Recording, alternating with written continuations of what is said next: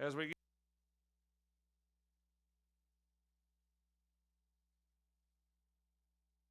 begin to see the fulfillment, or the main bulk of the book of Revelation, is carry us all the way through to chapter 21. Not shifting. So we saw the scroll that was written front and back, which means it's full. Oops, got to go back. Saw the scroll written on the front and back, which means it's full. Nothing else can be added to it. Sealed with 7 seals that no one can open except for the Lamb, which is Jesus Christ. He's the only one that is worthy to open the book and to look inside of the scrolls, or the scrolls we want to look at and look inside. And we know there's 7 seals. And as Jesus reveals these seals to us, he's going to open up this prophecy, seal by seal. So we know the word 7 is used 54 times in the book of Revelation. It's complete. We've talked about that. It's complete sealing. It's a complete scroll. Now I'm going to bring this up again, bring this up every time. So we're going to go 7 seals, 7 trumpets, 7 bowls. The last seal is going to introduce the trumpets. The last trumpet is going to introduce the bowls. So you got 7 seals. That's your revelation. You got 7 trumpets. That's your annunciation. And you got 7 bowls. That's your judgment. So that's how this is going to play out. I don't want to rush. I told myself all day, I said, don't rush. So don't rush. So I'm going to take my time. We're not going to get through chapter 6 tonight probably, because we're going to take our time, because I have a tendency to really hurry through this when I shouldn't hurry through this. There's 4 things we need to understand. The first is the scroll is Christ's eternal purpose for man's redemption. He alone can open it, and as he opens it, we're introduced to carrying out what's going to happen. So that's what that scroll is, written front and back. It's God's purpose. It's the revelation of what God's going to do. It's the prophecy of the book, what's going to happen. The second thing we need to remember, and we have to keep in mind throughout this, is that no person in this vision is identified as a living character. No specific historical event is disclosed. No definite point in time is recorded that would enable the reader to build his interpretation around any of these. That's unique. In the book of Daniel, Daniel says when the temple's rebuilt, when the decree to rebuild the temple, he gives a point in time, says this is when this prophecy is going to happen. Specific point in time. We don't have that in the book of Revelation. So we have to rely on this assurance. It will shortly come to pass. So this has to be about the time of the church's beginning, the time that we're in right now, the first century church. And the next thing is these are symbols and symbolic pictures. We have to understand that all the time. We can't put little interpretation on these symbols. If we do that, we're going to put ourselves in a lot of problems. So we can't do that. They're pictures, symbolic pictures. There's also things here that are, I wish I hadn't put those on there, that are being interpreted that are not physically possible, okay? Things in this, like the woman standing on the moon, the dragon sweeping the third of the stars from the sky. These are things that aren't physically possible, and that often happens in books. If you ever read the book of Ezekiel, Ezekiel said there's a wheel inside of a wheel that can go any direction.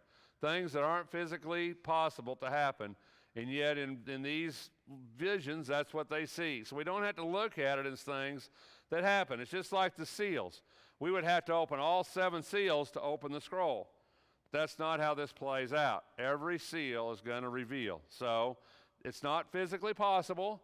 It doesn't matter. It's not the point of it. The point is what they mean, what these visions, what these things, what they mean, what it says, and what it does. We often hear the 4 horses of the apocalypse, we call them. The 4 horses. So what does that have to do with the book of Revelation? Well, the beginning of the opening of the seals begins with the revelation of the 4 horses, one at a time. 4 horses. In Ephesians 6:12, Paul says, our struggle is not against flesh and blood, but against the rulers, against the authorities, against the powers of this dark world, and against the spiritual forces of evil in the heavenly realms. So a lot of what we see here, we can't see. You're not going to see it happen. We'll talk about that a lot. These are things that are taking place in the heavenly realms, not necessarily in our realm, but in the heavenly realm. So we're not necessarily looking to see 4 horses, okay? We'll talk about that a little bit. So we need to kind of get that within our minds. If you ever read the book of Zechariah, Zechariah also talks about 4 horses. 4 horses that go throughout the earth. I'm not going to read them for you, but you can look it up and read it if you want to. But it's these 4 horses of different colors. Zechariah looks at it in 2 different places in prophecy about these horses of different colors that go out into the world to do different things. So the idea of 4 horses is not new to Scripture.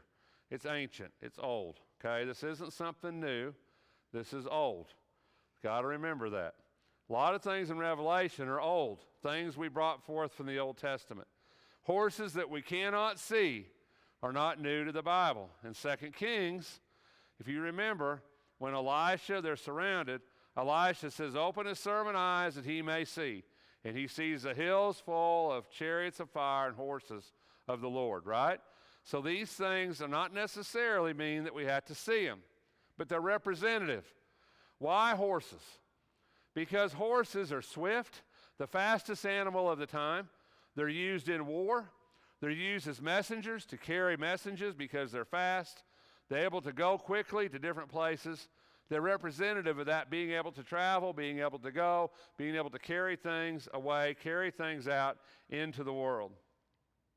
So as we begin to open up the seals, we come to the first seal. The first seal in Revelation chapter 6 is a white horse.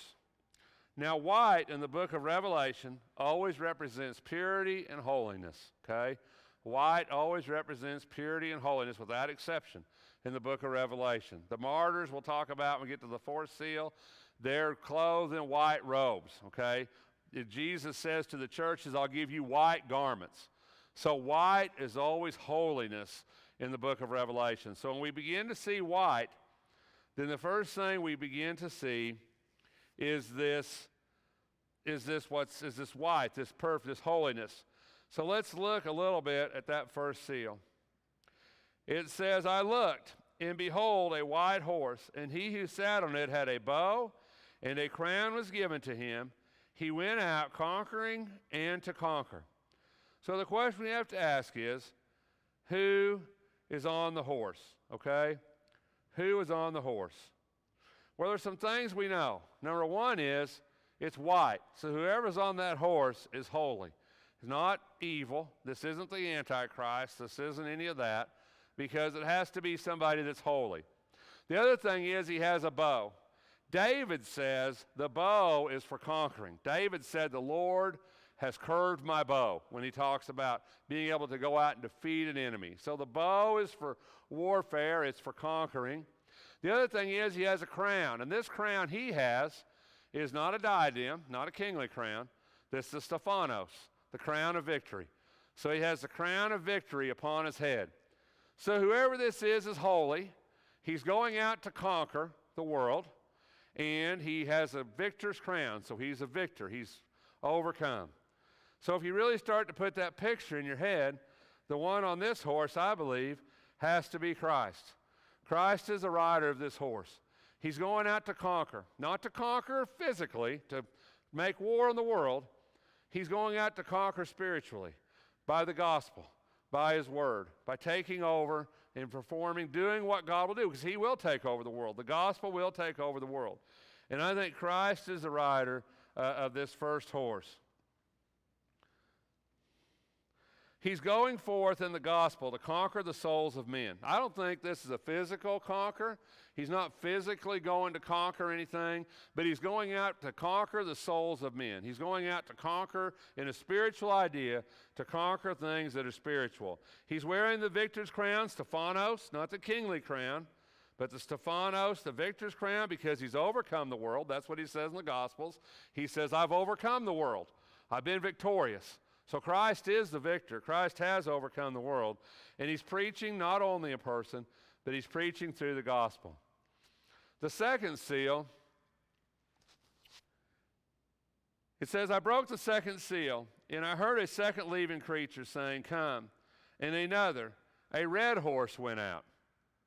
And to him who sat on it, it was granted to take peace from the earth, that men would slay one another, and a great sword was given to him. Now, there's two different swords in the seals. This sword is the Roman sword, the short sword, okay, that's used in battle. But it says it's a great sword because it's going to go out into all the earth. Now, the other sword that we're going to talk about mentioned later on the fourth horse, the other sword is the great Thracian sword, which is what we talk about generally when we talk about the sword coming out of Christ's mouth. It's double-edged and sharp on both sides. What we think of like the big, long sword, that's the Thracian sword. This sword here is a short sword that the Roman soldier would use. And so it has maybe more limited scope than the great Thracian sword. It's the red horse. It's war and bloodshed. So the second horse that goes out is going to be war. And it says in this second horse, it says that men would slay one another. And that's what's going to happen. It would take peace from the earth. Christians are being persecuted. Christians are dying. This is persecution against those Christians. It's the people that are slaying them, the martyrs that are being created, that are crying out from underneath the altar. The red horse is war and it's bloodshed, and they're going to slay their fellow men. It's a short sword, the short Roman sword, but it has great implications because many millions of Christians will die. And so the red horse is persecution against Christians. The third seal is famine.